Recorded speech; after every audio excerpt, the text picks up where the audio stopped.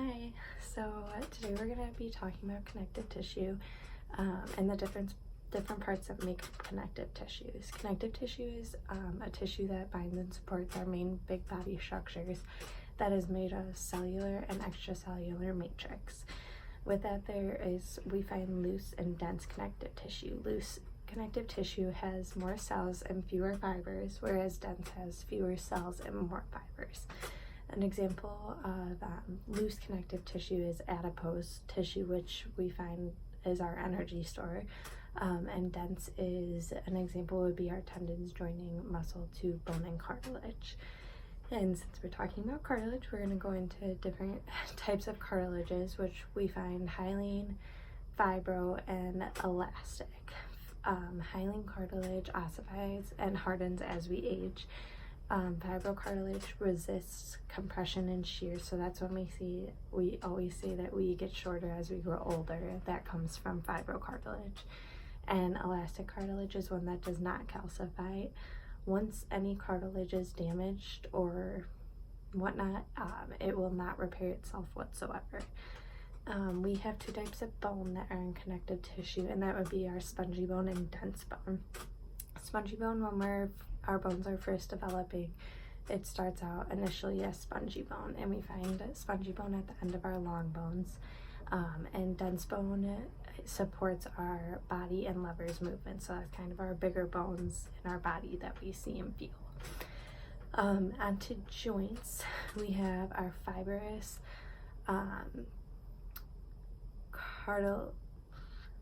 cartilaginous, and synovial. Fibrous, we have no mobility, so that's kind of the sutures in our brain that we have. Cartilaginous, we have limited mobility, and we usually find you have cartilage in your ear and on your pubic symphysis.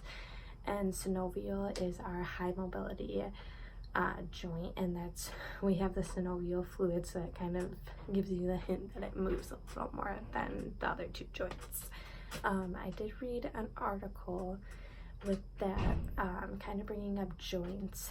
We see there's two things that we had talked about in our lecture that are arthritis.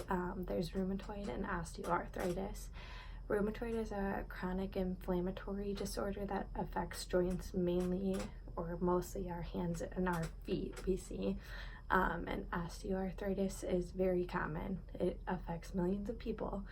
And that's when our cartilage wears down on the bone over time. And I have a picture here. We see it right here is a normal hand, and when you have rheumatoid arthritis, your hands are kind of curved and in and out and everything.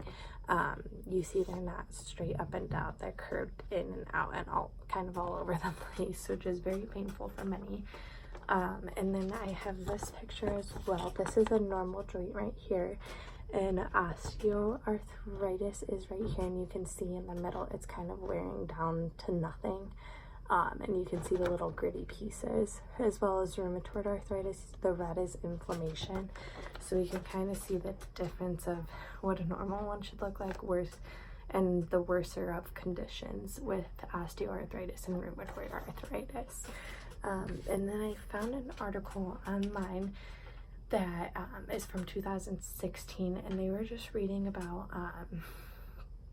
kind of the connective tissue disorders or diseases, so to speak, and that includes arthritis, which we just spoke about, osteoarthritis and rheumatoid arthritis.